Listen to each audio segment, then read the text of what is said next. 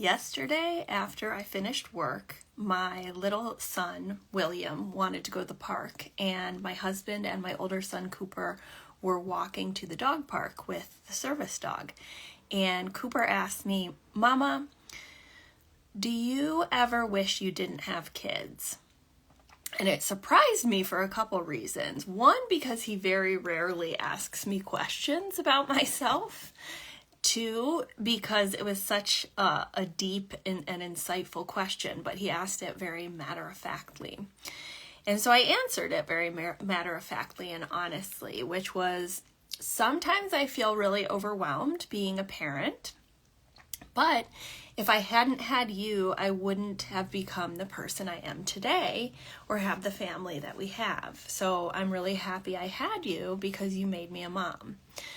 And he said, yeah, if you hadn't had me, you wouldn't have your job now. So he had that little insight about the work I do, which, always makes me feel proud and happy that he supports it. And, he'll even ask me questions about clients and give me suggestions for ideas with their kids. So it's very sweet. But I've just been reflecting on that question that he asked me, and that we got to communicate about it. So it was a very sweet conversation that happened yesterday that I wanted to share with you guys. And I'm here for a little bit to answer questions, connect for Coffee with Casey. Hi, everybody. Welcome. So feel free to drop questions in. While you guys are doing that, I'm just going to tell you about my upcoming workshop that is happening on May 15th. So it's an intensive accommodation workshop, and it's going to be 2 weeks, super intensive. And we're going to learn how to track and measure indicators of your child's well-being along 3 dimensions: basic needs, engagement and connection with safe people, and fight, flight, freeze behavior. So I'm going to teach how to actually think about this in a rigorous social science way, but bring it down to the level of in the home. And we have workbooks so you can set up a plan for how to track over different timelines and what the indicators are. And then the next day we're going to do an accommodation intensive, which is going through the 10 most effective accommodations. And there's little reflection questions, and you're going to choose different accommodations to experiment with. Hi, everybody. And then actually track and observe over different timelines how things are working or not. So we're really going to take an empirical observational approach. And then you have 2 weeks to go implement in your home using the workbooks and the teachings. And there is a private moderated community, and also there's going to be some live office hours with my support coach, Donna Georgian, to help you troubleshoot. So that is $197 and on offer until May 14th.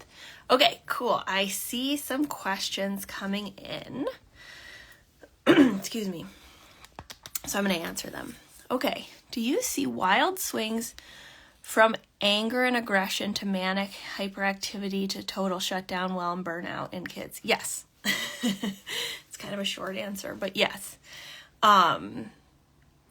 Yeah, so anger and aggression I usually like to frame as a fight expression of nervous system activation. So when the body is feeling unsafe and the brain is perceiving threat, it sounds like with your child it's coming out as a fight expression, which can be, look like anger and aggression. Manic hyperactivity, certainly have seen that in my own son when he was in burnout, absolutely. And it, to me, this, I would get confused, is this ADHD or is this a PDA expression? But to me, the manic hyperactivity can actually be a flight manifestation, because they're fleeing from every interaction and not able to stick with one because it's just such a discomfort in the nervous system. And then total shutdown is freeze. So those are 3 different ways of naming the different expressions of root cause nervous system activation and being on the edge of the threshold of tolerance. So For burnout, there's two ways that I define it. One is your child past their threshold of cumulative nervous system activation, meaning that like any stimulus sets them off into fight, flight, freeze, which are the three things you described. And are they, because of cumulative nervous system activation, disabled from accessing one or more basic needs? So what this looks like is like, they've stopped eating to the point that you're concerned about nutrition and caloric intake, or they have stopped being able to sleep unless they're like physically on top of you for nervous system support, co-sleeping, and or moved into a non-24-hour sleep cycle. So like staying up 36 hours and then crashing, or like moving 1 hour later every day when they go to sleep. So you see that more often in teens, but yeah, those are the two things I would be looking for: toileting or hygiene, sleep, and eating for defining burnout. Okay, great question. All right, is there a way to help the non-PDA sibling feel special and celebrated that won't activate the PDA sibling? Okay, so this question is a good one. It's a little nuanced. Okay, so first, just like objectively how the PDA's brain works. The short answer is no, because the definition of a PDA brain is that the perception that someone else is above them, not equal to, will activate the threat response on a subconscious level. So when you think about it logically, celebrating and paying special attention to a sibling or someone other than them is going to make them perceive that the sibling's above them, therefore neuroception is going to perceive, threat. Okay, so that's just the way the brain works. So that's like the first answer. The second answer is like, well, what do we do with that, right? Like as parents. So I think like just a plan to seed, if you're thinking about this, is that when you are trying to make the non-PDA sibling feel special and celebrated, it's a good idea to do this when the PDA is not present necessarily, because then you're going to just have the activation and you're actually going to have to be co-regulating, de-escalating, mitigating risk and harm instead of paying attention to the sibling that you want to be celebrating. So just practically, like the first step is thinking about when can I carve out even just like 3 to 5 minutes when it's like out of the line, the energetic and visual and spatial line of the PDA sibling. Yeah, so the neurodiversity mom says we also see the ADHD type behavior and sensory overwhelm. Yeah, and this is a great point to remember that like just because your child's brain is PDA doesn't mean there can't be other things going on that cause behaviors, right? And there can often be more than one root cause. And so, one of the things I say to parents, and this is the spirit of the upcoming workshop, is that sometimes we have to develop a hypothesis. So like, for example, manic behavior. Is it PDA, like flight response, or is it more related to an ADHD neurotype, or both, right? And so one thing we do is we maybe work from the hypothesis of, I think this is actually, let's say your child's on ADHD medication, you're sort of isolating that variable, you still see the manic behavior, we can infer, let's develop another hypothesis. This might be related to the perception of a loss of autonomy and equality, and therefore flight behavior. And so what we can do is we can experiment with more accommodations that are more intensive around those time periods. And if we see the manic behavior come down in the moment or over time, we can infer, the root cause might have been the perception of threat, right? And this is, over the course of years, something I've seen with my own son, where an intensive accommodation approach really reduced that manic behavior that I initially hypothesized was ADHD.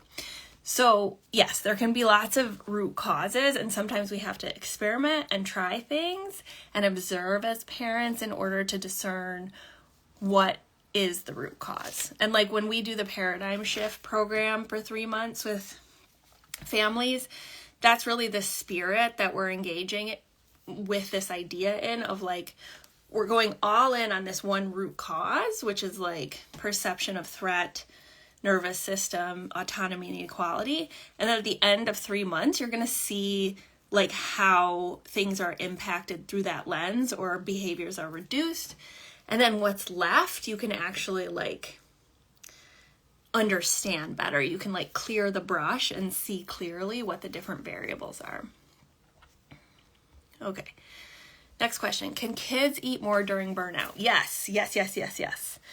And I'm sorry if I didn't mention that. And I forget to mention it because my kid is the opposite, where he just doesn't eat at all. But yes, absolutely. So kids can end up overeating, which is, some people think that's a problematic term, but I just trust the intuition of the parent, which is like, I observe my child doesn't receive the signals that they're full, or they just keep eating. And there's a couple things that can be going on.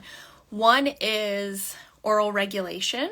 So like a confusing thing for me with my son was, he never wanted to eat anything, but he always needed to be eating something, which meant like he just wanted to eat like popcorn, constantly be crunching on popcorn, but he would never sit down to meals, right? So when I did a preliminary survey, 14 out of 15 respondents, kids had like significant need for oral regulation. So you see this with crunchy foods when they're younger, sometimes like chewing on the edges of tables or mantles, pacifiers, which my son had until almost 8 outside of school, and then breastfeeding.